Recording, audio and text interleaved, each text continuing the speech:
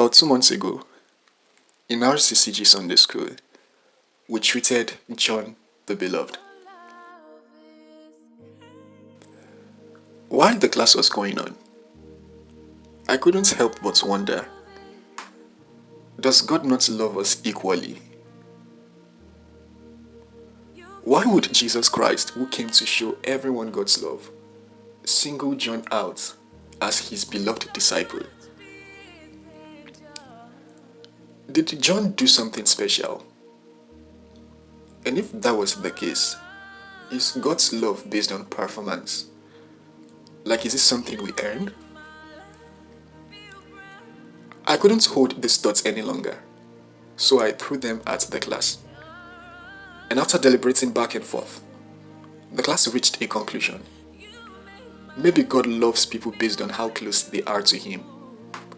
So we should copy John's character to become His beloved too. But deep down, I wasn't convinced. If it was about character and activity, wouldn't it be Peter the Beloved? Peter was bold, daring. He asked questions and proved his love for Christ so many times. So why John the Beloved?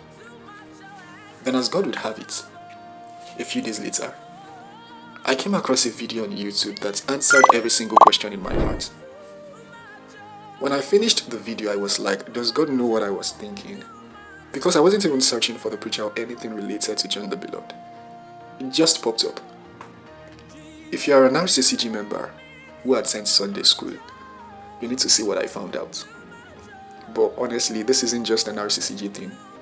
If you have ever wondered if God loves some people more than others, this is for you too. The book of John was written by the disciple John. What's interesting is he never referred to himself as John. When he talked about himself, instead of using his name, he said, the disciple whom Jesus loved.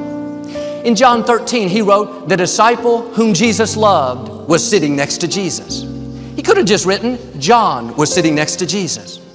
When Matthew, Mark, and Luke wrote their books, their accounts of the gospel, they referred to themselves using their own name. Can you imagine if they would have read John's account? They would have thought, who does John think he is, describing himself as the one Jesus loved? Jesus loved us all. The nerve of that guy. But John had an incredible confidence, not just in how much he loved God, but in how much God loved him. 4 times he referred to himself as the disciple whom Jesus loved. You would think, all right, John, we got it the first time. We heard you loud and clear. You think you're the one he loves. You don't have to keep telling us. But in chapter 19, he wrote again, when Jesus saw his mother and the disciple whom Jesus loved. Now you know Jesus loved his mother. In fact, he probably loved his mother more than he loved John. But John didn't take the time to tell us how much he loved his mother. He just reiterated the fact he was the one Jesus loved. Now you can fault him for it, but I have to give him credit. He knew how much he was loved. 2 chapters later, John wrote, the disciple whom Jesus loved said to Peter. It's funny, he didn't say the disciple whom Jesus loved said to the other disciple whom Jesus loved. You could take this as being arrogant, self-centered, but John was showing us the confidence he had in how much he knew God loved him. When you can do like John, maybe not announce it to everybody. Don't put it on your business card, but in your heart, I'm the one that he loves. You wake up in the morning, good morning, Lord. It's the one that you love. All through the day, Lord, I love you, and I know I'm the one you love.